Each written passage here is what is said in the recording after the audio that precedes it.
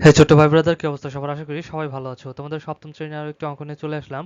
দেখো পৃষ্ঠা নাম্বার 13 এক দুই তিন আছে, কাজ আছে, ঠিক আছে। সো এক দুই তিন আমরা করে ফেলেছি। আজকে একটু লেজ লাগানো অঙ্ক ছিল, সেটাই আমরা সমাধান করব। এরকম একটা অঙ্ক ছিল, ঠিক আছে। দেখো এই অঙ্কটা করছে হাসান, এবং এই অঙ্কটাকে আবার এইভাবে করছে, ঠিক আছে। তো অঙ্কটা সঠিক নাকি ভুল সেটা আমাদের দেখাতে বলছে। তো অঙ্ক এটাও ঠিক না, এটাও ঠিক না, দুইটাই ভুল।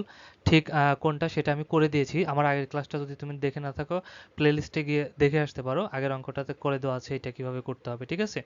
তবে তার আগে দেখো, এখন আমরা আজকে যেটা করব সেটা হচ্ছে যে বলছে এই অঙ্কটা যদি ঠিক না হয় বা পরবর্তীতে কি করতে বলছে, ঠিক করতে বলছে। এবং এই অঙ্কটা আমাদের আবার করতে বলছে যে 2 কিউব এবং 5 টু দি পাওয়ার 4 এটার গুণ করতে বলছে, ঠিক আছে।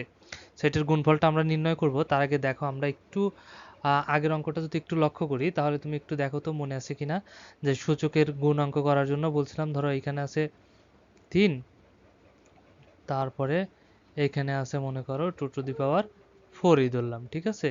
তাহলে দেখো আমি বলছিলাম বেস বেস যদি একই হয়, কি বলছিলাম, বেস বেস যদি একই হয় তাহলে কি বসে বলো তো। বেস বেস যদি একই হয় তাহলে গুণ হয়ে বেসই বসে, পাওয়ার তখন কি হয়ে যায়, যোগ হয়ে যায়।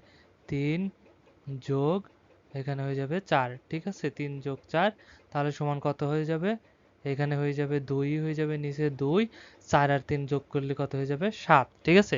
এখন 2 7টা আছে, মানে 2 গুণ 2 গুণ 2 গুণ করে 7টা গুণ করে যত হয় তত হবে, ঠিক আছে। এটা ছিল যদি বেস বেস একই হয় সেই ক্ষেত্রে। এটা ছিল কি, যদি বেস বেস একই হয় সেই ক্ষেত্রে। এবার চলো আমরা একটু দেখি, দাঁড়াও।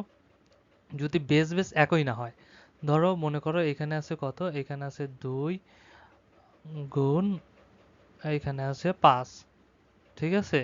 সেম ভাবে আমি এটাই নিলাম। এবং বেস আছে মনে করো এখানে আছে কত, 3, সরি, এখানে মনে করো পাওয়ার আছে 3 3, ঠিক আছে।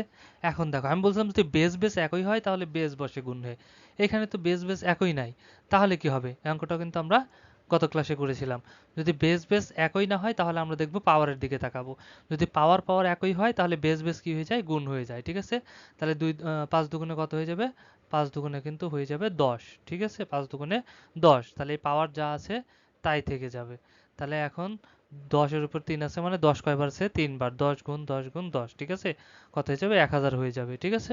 আচ্ছা, এখন দেখো, এখন কথা, এটা তাহলে একটা শিখলাম কি, বেস বেস যদি একই থাকে তাহলে বেস বসে, পাওয়ার তখন যোগ হয়ে যায়।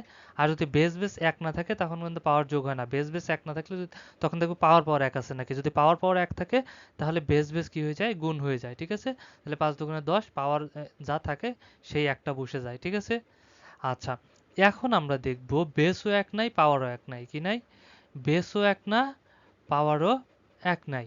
তাহলে কি হয়, এখানে যদি আমরা লক্ষ্য করি, দেখো এখানে দেওয়া আছে কি, চলো সমাধানে চলে যাই। এখানে দেখো, এখানে আছে বেস দেওয়া আছে 2, এখানে দেওয়া আছে 5, আবার পাওয়ার দেওয়া আছে এখানে 3, এখানে দেওয়া আছে 4। তাহলে এখানে বেসও ঠিক নাই, সমান একই নাই, পাওয়ারও একই নাই কিন্তু, তাই না।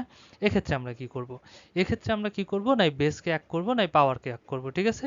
এক্ষেত্রে আমরা পাওয়ারকে একই করে নেব, সমান করে নেব। চলো সমাধান করি, ঠিক আছে। তবে সমাধানে যাওয়ার আগে যারা এখনো পর্যন্ত আমার চ্যানেলটি সাবস্ক্রাইব করো নাই, অতি দ্রুত চ্যানেলটি সাবস্ক্রাইব করে পাশেই থাকো। ওকে, আশা করি তোমাদের অনেক উপকার হবে।